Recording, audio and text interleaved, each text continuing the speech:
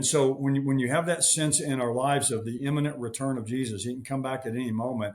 I think it'll change the way that we live our lives. Well, the Bible tells us to be looking for that blessed hope and the glorious appearing of our great God and Savior. We're to be looking for it. Jesus said in first, or Paul says in 1 Thessalonians 1, we're to be waiting up, for his son from heaven. It means to be like waiting up at night, for your wife to get home or your kids to get home. So if we're not doing that, we're not really obeying the Lord. And I think one of the ways that it's hurt men dramatically is they don't have a sense that Christ could come back at any time and they're going to be accountable and there's going to be rewards and lack of rewards given. Guys that are, looking at pornography or not treating their wife like they should or not spending time with their children. And there's not, again, this sense that, Christ can come back at any moment. And I think people that don't live with that, at least somewhat in their life or some thought of that, it's very easy for your life to lose a sense of accountability that, you're just kind of living your life and you're kind of going along. Christ can come at any moment. You're going to get caught short. So I think it's really hurt people in that sense of just, there's a lot of things, that you might think about you're going to do. And you think, well, what if the Lord were to come back, or maybe something you're not doing that you should do. And so when you have that sense in our lives of the imminent return of Jesus, he can come back at any moment.